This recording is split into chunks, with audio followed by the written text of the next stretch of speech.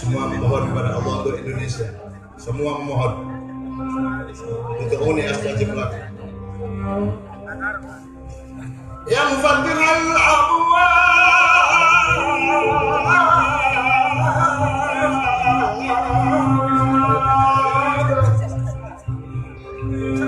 ya musabbiban asbab, ya muqallibal qulubi wal absar, ya mudabbiral laili wan nahar,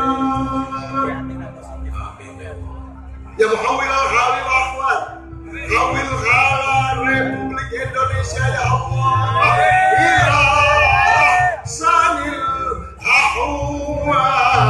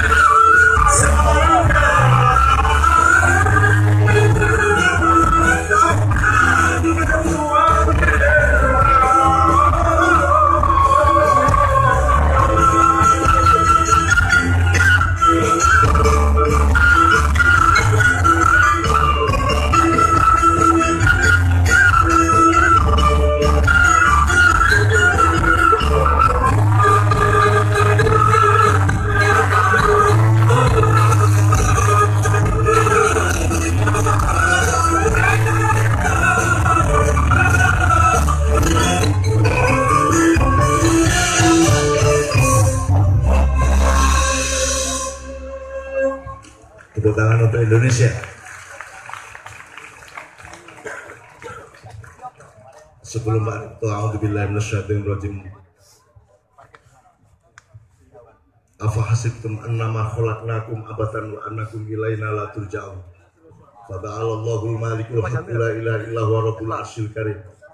Wa may yad'u ma'allahi ilahan akhar la burhana lahu bihi fa innama hisabuhu inda rabbih innahu la yuflihul kafirun. Wa qur rabbi ighfir warham wa anta khairur rahimin. Allah memperdengarkan suaranya dengan sangat serius kepada umat manusia di Indonesia hari ini.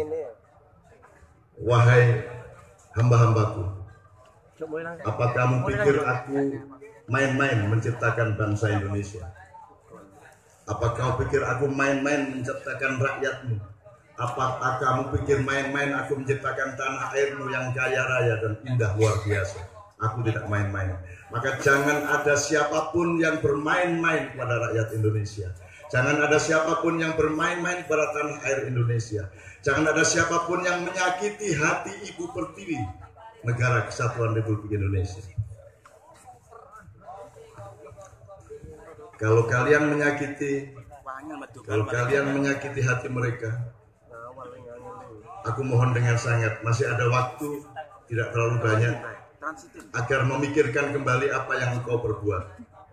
Berpikir ulang mengenai Perpu, berpikir ulang mengenai keputusan-keputusan hutan, berpikir ulang mengenai segala sesuatu. Coba cari apa yang engkau seharusnya tidak lakukan tapi terlanjur engkau lakukan, dan temukanlah apa yang seharusnya engkau lakukan tapi engkau belum lakukan. Setiap manusia berkewajiban kepada dirinya sendiri untuk menemukan apa yang seharusnya dia lakukan tapi belum dia lakukan, dan apa yang terlanjur dia lakukan padahal seharusnya dia tidak lakukan. Kalau manusia punya disiplin ini, maka akan lebih hidup, akan lebih selamat hidupnya. Teman-teman sekalian, Pak Ripto, beliau mengalami 5 atau 4 zaman, Pak Ripto? 3 zaman. Berarti Bung Soekarno, Pak Harto, reformasi, jadi reformasi ini Habibie 1/8 zaman, Gus Dur 1/4 zaman, Megawati 1/4, terus SBY setengah zaman. Jadi semua tadi 1 zaman oleh Pak Ripto. Padahal ya kalau waktunya ya 30 tahun, 32 tahun, sekarang hampir 20 tahun. Jadi anggaplah itu 3 zaman dengan era-era yang berbeda. Berarti beliau mengerti rute keadaan Indonesia. Berarti beliau mengerti ada siklus-siklus. Biasanya kalau begini akan jadi begini, kalau begitu akan jadi begitu. Beliau mengerti tidak hanya antropologi umum, tapi antropologi khusus Indonesia. Perilakunya akan seperti itu, akibatnya akan seperti itu. Seharusnya semua presiden yang bertugas belajar kepada orang-orang tua supaya dia tidak salah langkah terus-menerus. Nah, kita punya 2 tokoh yang punya pengalaman luar biasa. Dan dari Pak Ripto mengerti persis, karena Pak Ripto ada di dapurnya Republik Indonesia. Jadi wajannya salah apa enggak dia tahu, gorengnya benar apa enggak dia tahu, kan gitu. Mesin minyaknya untuk goreng itu asli apa tidak, milik Cina apa Perancis dia tahu. Nah, Pak Ripto ini mengerti dapur itu lain. Dapur itu maksud saya pawon,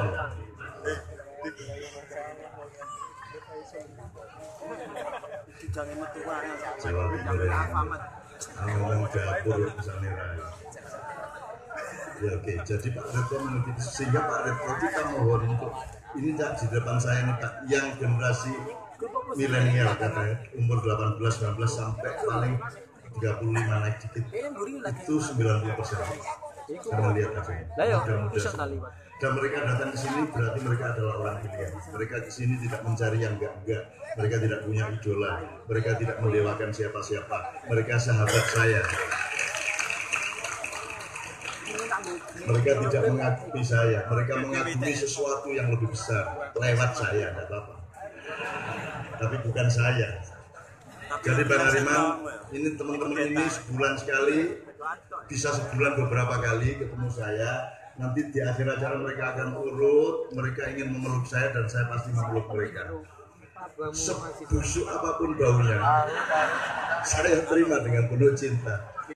Hanya orang yang memiliki ikatan tali cinta yang mendalam, yang mau bertukar mudah seperti itu. Dan itu bukan feodalisme. Terus mereka bawa air minta saya tiup, dan mereka tahu saya tidak bisa menyembuhkan.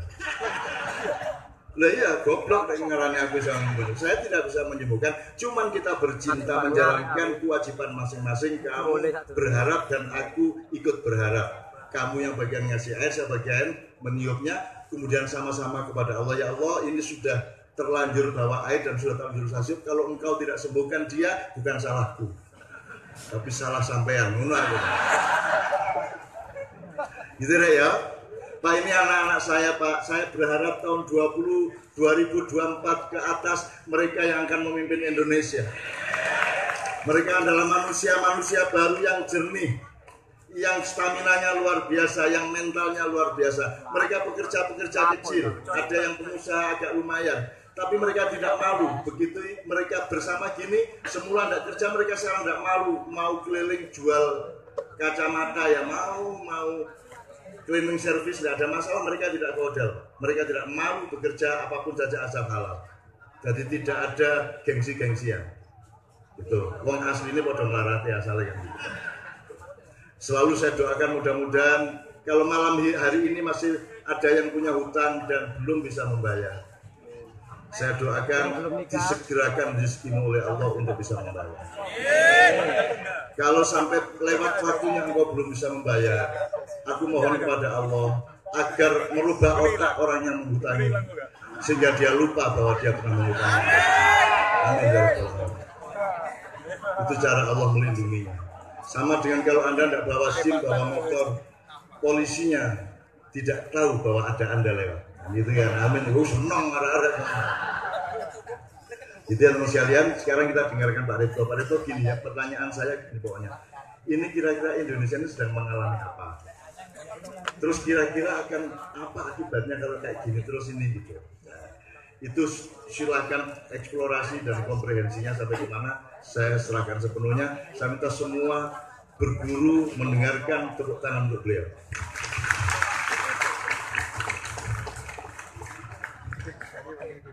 Assalamualaikum warahmatullahi wabarakatuh. Pada kesempatan ini saya ingin memperkenalkan diri saya. Saya ini, bapak saya orang Surabaya asli, arek Surabaya. Bapak saya lahir di daerah Undaan Kulon, jadi kampung Surabaya yang paling tua. Tapi ibu saya bukan orang Surabaya, orang Tapanuli Selatan, Marga Lubis. Jadi Jawa campur Sumatera. Pada kesempatan ini saya diminta memberikan sambutan di depan jamaah atau khalayak yang begitu luas jumlahnya. Buat saya yang jadi pertanyaan adalah bagaimana bisa kumpul begitu banyak di sini? Pasti ada magnetnya, pasti ada magnet. Sama seperti Bung Tomo, bagaimana bisa menggerakkan arek-arek Surabaya untuk melakukan perlawanan fisik untuk mengusir penjajah. Nah, sekarang ini saya lihat sosok Cak Nun ini jadi magnet juga.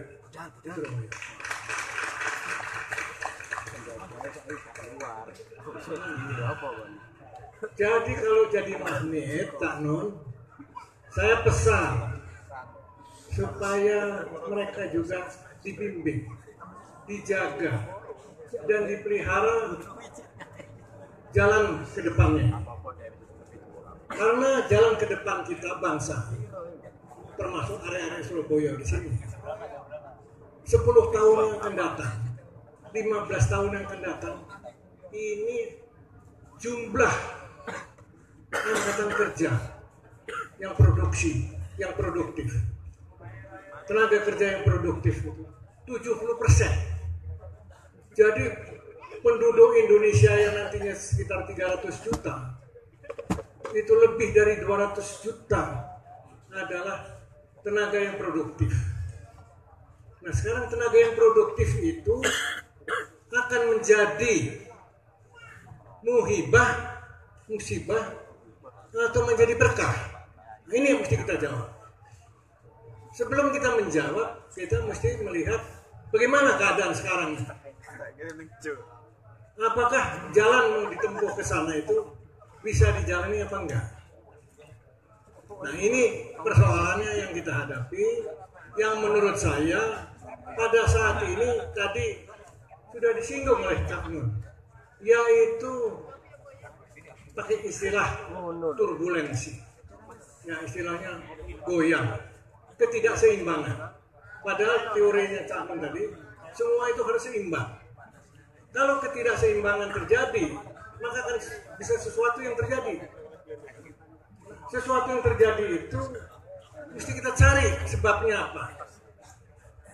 Menurut saya dua hal yang paling mendasar yang bisa terjadi turbulensi, terjadi kegoncangan, yang bisa mengarah kepada destabilisasi, terjadi potensi disintegrasi. Saya katakan potensi disintegrasi. Yaitu yang pertama, jika para pemimpin kita, para elit bertengkar terus, berseteru terus, mau menang sendiri, maka perseteruan ini akan menimbulkan benih-benih disintegrasi. Saya katakan benih-benih disintegrasi. Apakah itu gara-gara urusan apa yang disebut Perpu kah? Apakah yang disebut urusan EKTP kah? Apakah yang disebut urusan Pancasila?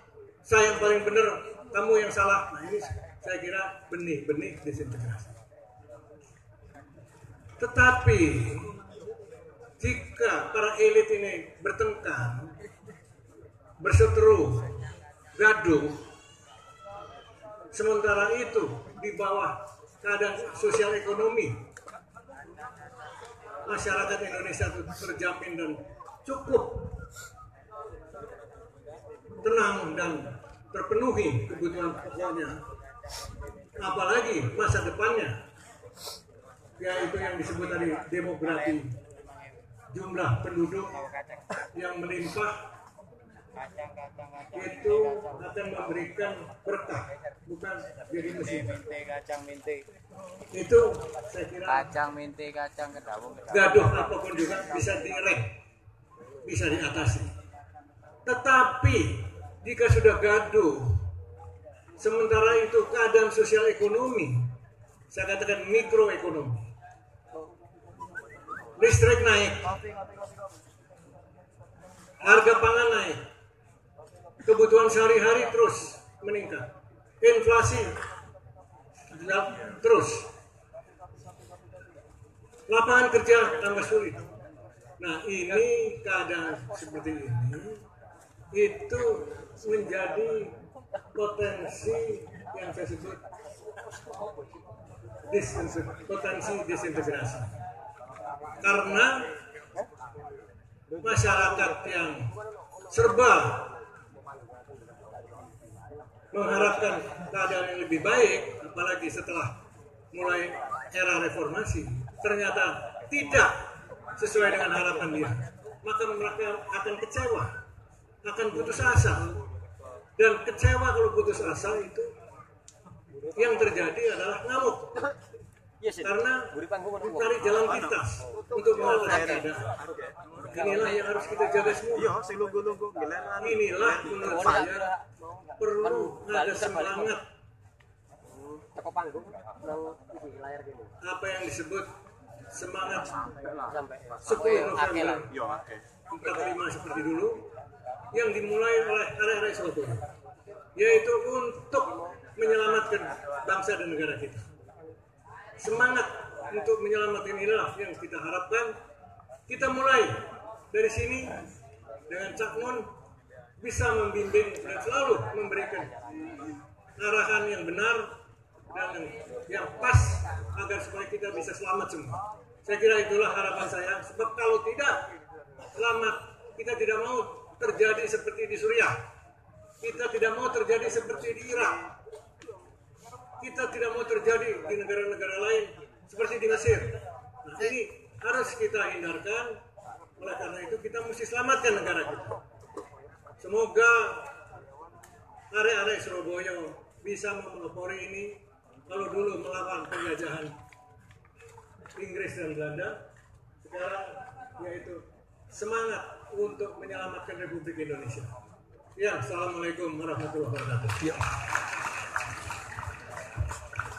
Pak Rito, kalau kita khawatir balkanisasi terjadi di sini, Suriaisasi terjadi di sini, saya sudah ngecek ke seluruh daerah simpul-simpul di mana saya punya anak-anak muda seperti ini. Mereka lah yang tidak memungkinkan perpecahan itu terjadi. Saya ngerara-ara, saya ngurusi insya Allah. Kita sudah lengkap Pak, wacana kita tentang semua yang gede-gede sampai yang menengah sampai yang kecil-kecil. Dan sekarang kita kembali ke pijakan-pijakan yang konkret pada kehidupan mereka. Kita sudah ngomongin Garuda Pancasila lengkap. Kita sudah ngomongin Bhinneka Tunggal Ika lengkap. Kita sudah ngomongin sebenarnya apa sih kapitalisme, sosialisme, apa sih sebenarnya kok ada Islam radikal, ada Islam fundamental, semua kita sudah omongkan. Kita bahkan sudah ngomong Hizbut Tahrir itu radikal kok, FPI itu radikal kok. Itu sudah omongkan kita semua. Bahkan kita sudah mendeteksi Garuda itu laki apa perempuan yang selama ini belum pernah dibicarakan sama sekali. Kita perlu bilang sama Pak Ripto, ya belum diperjelas sampai sekarang. Kalau Anda tidak jelas laki apa perempuan, Anda tidak bisa mengembangkan diri Anda secara Pak Vario. Dan untuk mengetahui Garuda itu konsepnya feminin apa maskulin, harus belajar antropologi. Ini bangsa, wataknya bangsa penjajah apa bangsa pengayom. Kita ini bangsa ibu apa bangsa bapak. Ya. Kita sudah menyebut tanah ini di Jawa City namanya. Seluruh tanah air kita sebut ibu pertiwi, bukan bapak pertowo. Pusat negara kita sebut ibu kota, bukan bapak kota. Kita sangat feminis, kita adalah ibu dari dunia. Kita adalah penggendong dunia. Bahkan raja-raja kita dari dulu itu memangku dunia, mangku bumi, hamengku buwono. Kita ini memangku. Sekarang Cina kita pangku, bertumpuk-tumpuk lagi. Awas kan melok-melok.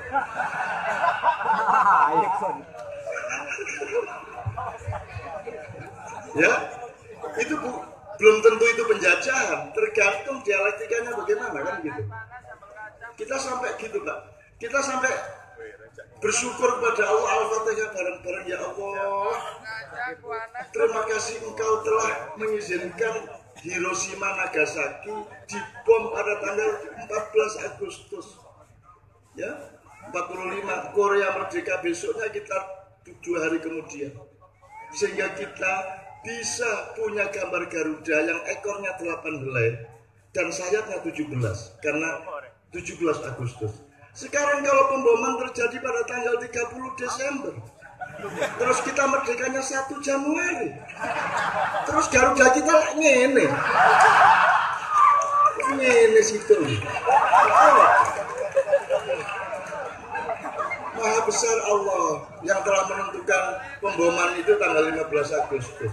Bayangno nek iki 1 Januari ya apa Garuda iki lho. Kontol kan dia, kontol.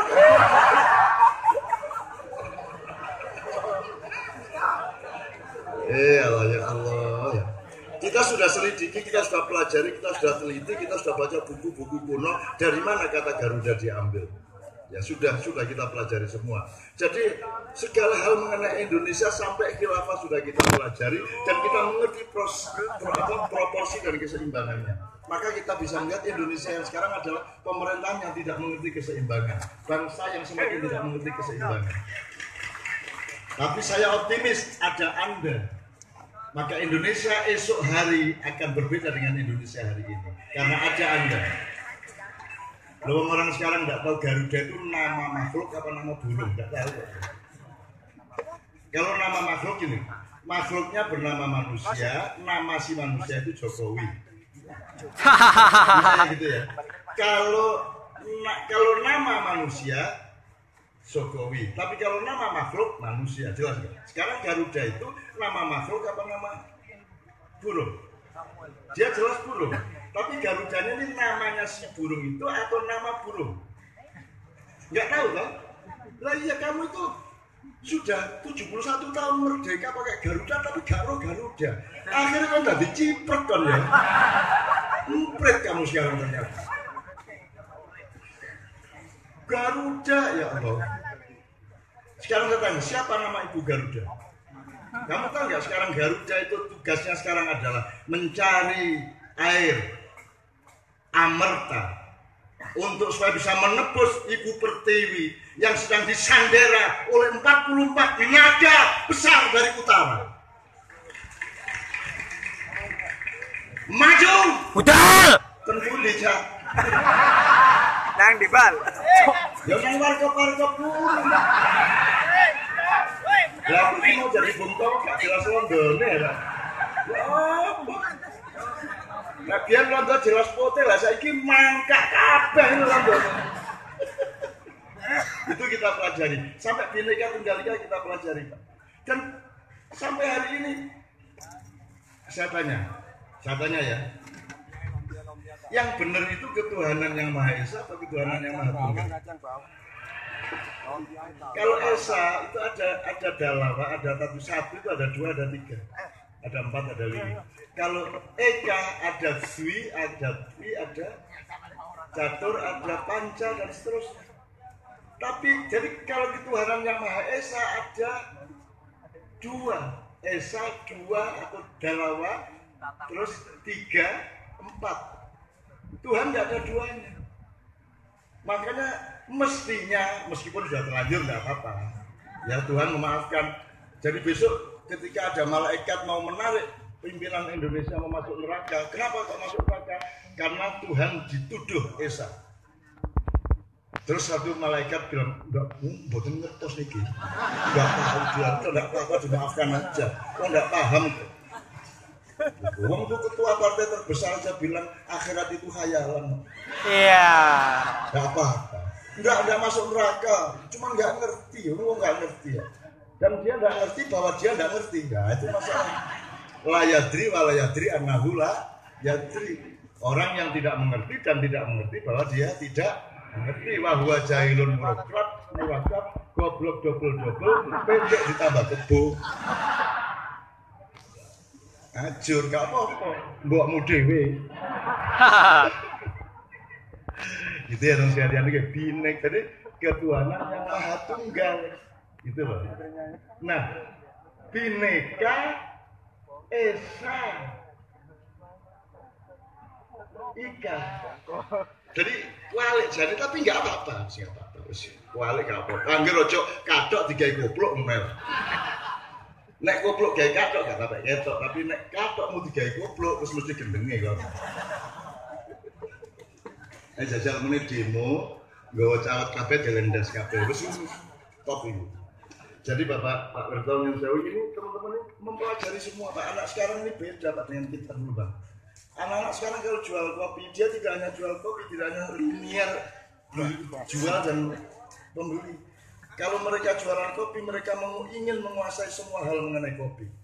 Caranya menanam, mempelajari tanahnya, cuacanya, bikin kopi sekian macam. Ono meneh kopi dimudok ya ono. Iya di ono meneh kopi bin.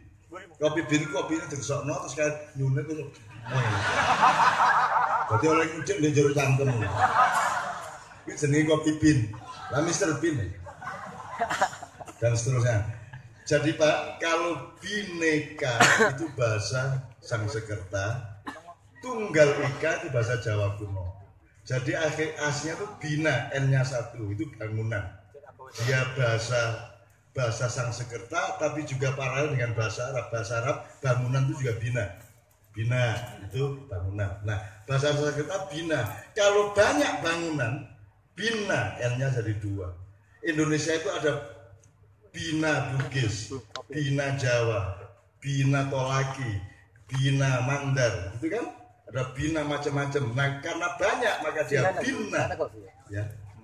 Ya. Jadi bina ika tunggal. Enggak pakai ika lagi. Jadi kalau kamu jadi presiden jangan pernah mengatakan mari kita jaga kebinekaan dan keikaan kita. Salah, kok enggak senang. Ika itu bukan satu. Yang satu itu eka atau esa. Kalau ika itu ada kedokteran. Ika itu Isa. Tua mana? Jawa Timur apa Jawa Tengah? Sekarang ini karena kita punya kerajaan terakhir itu Mataram, maka kita pikir Jawa itu adalah Jawa Tengah. Well, dia muda, baru kemarin. Dia baru dimulai Pangeran Sambernyowo, ya. Dan sebelumnya Sunan Kalijogo, Demak dan seterusnya. Tapi Mojopahit itu Jawa Tengah apa Jawa Timur? Singosari, Jawa Timur. Jadi bahasa kita lebih okrek dibanding bahasa Jawa Tengah. Jadi bineka, bina ika menjadi bahasa Jawa Timur iko. Bangunan banyak iko tunggal, cukup dipotong di situ. Tapi kalau ini saya usulkan terus dirubah oleh MPR DPR, ndane biayanya zero. Jadi sudah tidak apa-apa bineka tunggal itu ngkarepe bener. Itu tidak apa-apa. Allah melihat hatimu, tidak melihat rupamu, tidak melihat pakaianmu, di menit sembayangmu. Nek dadi ana wong lugu, Allah enggak ndelok pakaianku kok. Allah ndelok atiku. Praktek ngelak dikepuki wong. Oke ya sekalian, Bang Hariman tolong bersabar ya, tolong bersabar. Kita perhitungkan jam 11 mudah-mudahan sudah beres misi kita. Asal beliau berdua dan beberapa teman sudah mengumumkan. Nah, ini kan kita masih punya waktu. Saya ingin kita ingin merasakan Indonesia ini. Kenapa kita remehkan sendiri? Seluruh dunia itu menjunjung-junjung Indonesia. Kok kita meremeh-remehkan diri kita sendiri itu kenapa? Kita ini gagah tapi kita munduk-munduk gitu. Kok kita ini jadi pengemis ini bagaimana sekarang? Gitu loh. Nah, mari saya ingin merasakan melalui musik Kiai Kanjeng ini mencoba mencari kemungkinan bahwa seluruh hasanah musik dunia itu bisa kita akomodasi dengan estetika Indonesia. Kan begitu. Sementara dunia belum tentu bisa mengakomodasi Indonesia. Kamu bisa bayangkan orang di Mekah ura-ura kayak Kartolo. Bisa membayangkan? Kau nang Mekah kan Masjidil Haram golek wong Arab wuru ono lagu. Awan-awan mangan kowe. Ayo nek iso. Anjolek wong Arab sitok iso ura-ura. Nanani jadi nek iso wis kursus 6 bulan gak iso. Cari orang Amerika orang mana udah nyanyi Sunda nek iso. Mana nyanyi Madura. Wah.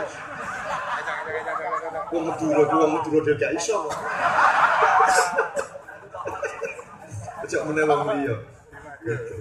Jadi saya ingin Doni membawakan khusus untuk teman-teman yang bukan anaknya, anaknya sudah hafal semuanya. Saya minta Doni, tetap saya ingin mengajar yang hilang dari kita adalah pendidikan budaya. Kita ini direbut oleh TV masa kanak-kanak kita. Yang namanya prime time hidup itu kan jam 4 sore sampai jam 8 malam.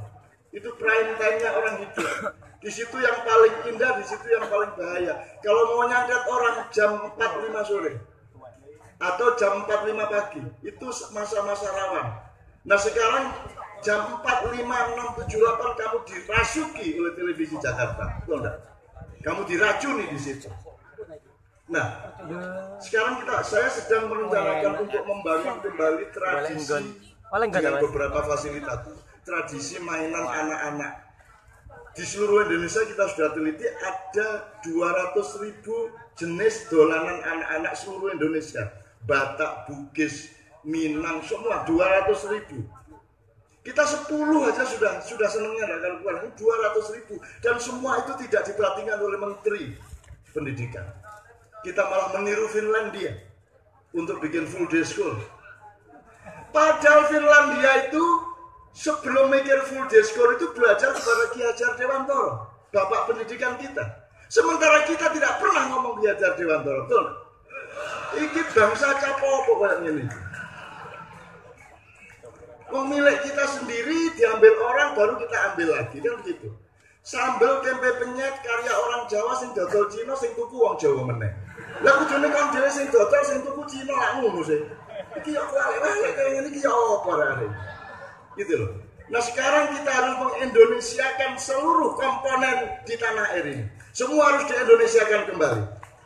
Semua modal-modal yang sekarang diambil alih dan direkrut oleh kekuatan-kekuatan nasional lambat atau cepat akan menjadi milik bangsa Indonesia kembali karena aku mengandalkan kalian semua. Ujuk gelut tok ae. Harus gelut semuanya karu-karuan. Ya teman sekalian ya, Mas Doni boleh maju ke sini, boleh maju ke depan. Ayo, rodot nyala. Ini satu nomor Bang Hariman, ini satu nomor dari Maroon 5 dari Amerika, tapi kita iringi pakai gamelan supaya kita tahu bahwa gamelan itu bisa menampung sangat banyak kemungkinan estetika. Tolong teman-teman, ritme Maroon 5 itu jangan sampai berhenti ya, dia terus ada di atmosfer gitu ya, selalu begitu kosong dia masuk lagi. Oke. Bang Hariman, ini vokalis Kiai Kanjeng yang termuda. Ya, Doni itu bukan nama Barat tapi nama Arab. Aslinya dari hadis Rasulullah SAW. Ini inda Doni abdi bi. Doni cuman karena bukan orang Arab tidak bisa Doni tapi dari Doni. Tapi aslinya Arab ya.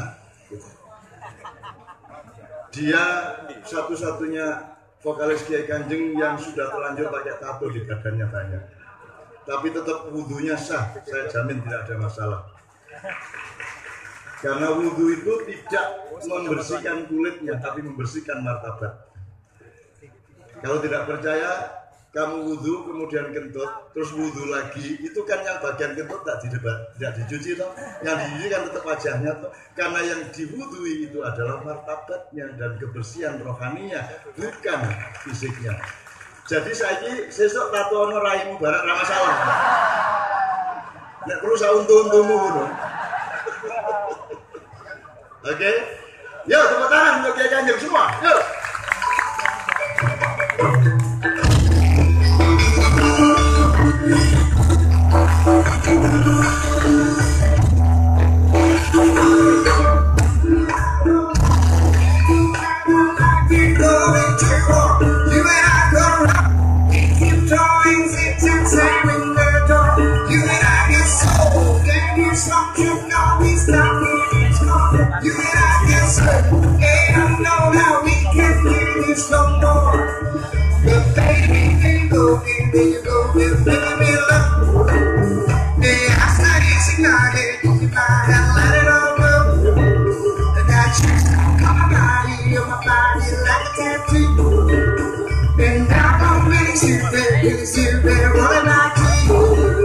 So I lost my heart and I hope to God that I always told you I'm for now. And I know I said it a million times that I always told you I'm for now. Sometimes I get there, stop, get me so high, and I'm waking up, maybe more than I'm making myself, and I'm waking up, trying to get to myself, but baby, they know, and make me go, I say it's fine, gotta let it go, got you stuck on, gotta let it go, and now I'm dancing, that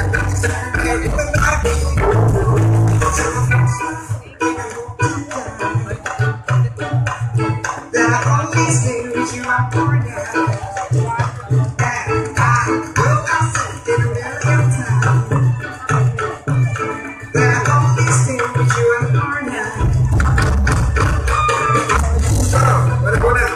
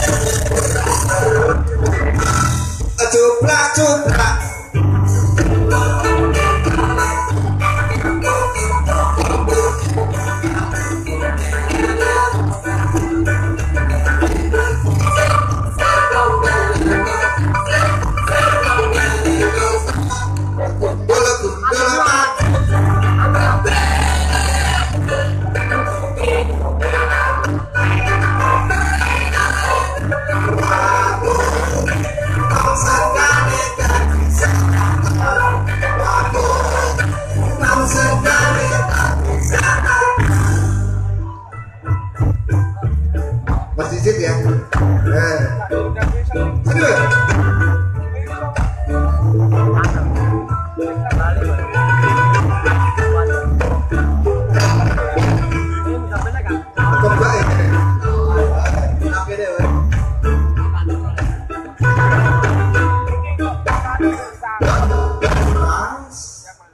Nah kalau sekarang ini kita mau bermain dolanan, nyotoni, nek dolanan ki dienggo bocah kaya lagu tembang gundul pocel mau dienggo ngelingke jane. Ah dadi nek jane nek sing lenggah karep ki ora pareng dolanan jane.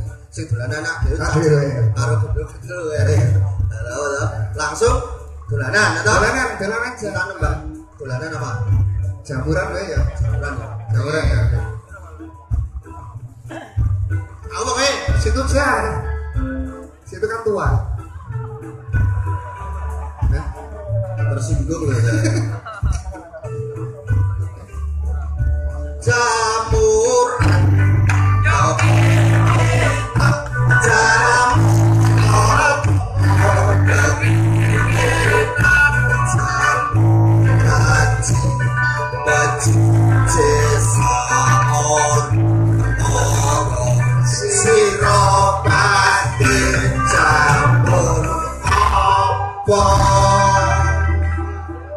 jamur napa? Jamur apa? Hah? Urung sak mana terus. Nganu ki kau. Ngene wae, saiki yang dari Jawa Ibu ini dari Surabaya. Coba jamur apa? Tanya Ibu. Dan sing jamur napa, Bu? Jamur sari kono kae. Jamur kuping.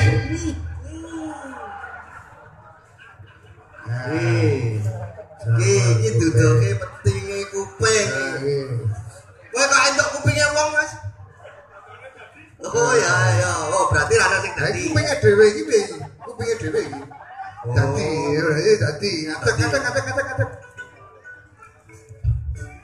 ngadeg. Jenengan jamur apa? Jamur apa? Sedat semprit jamur apa? Jamur apa? Jamur apa piye ya? Angel ya, nggone ra ono iki. Paten ono ra tau jamur perang. Nek nang dolanan jamuran ki ono gak? Enggak ada, emang ada dadi meneh. Semprat semprit jamur apa? Jamur gula setangkep. Aku tak ro iki wae. Aku nek lewani ono bojone. Nah, iki ta. Saya difoto. Ora foto kowe sapa kowe? Mas, jangan tiru adegan ini, hanya dilakukan oleh profesional. Ya. LGBT profesional ini. Sangat sempit jamur apa? Jamur kendel borok.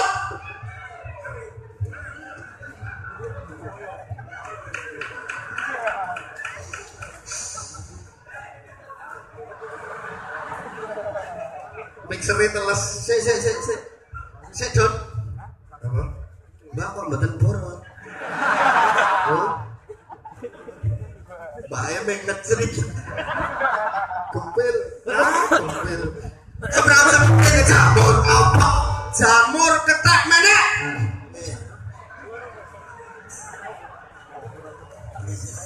Wah, rada sing digarap iki. Rada. Asik. Ana kae gorelane sing kedramke ora menek.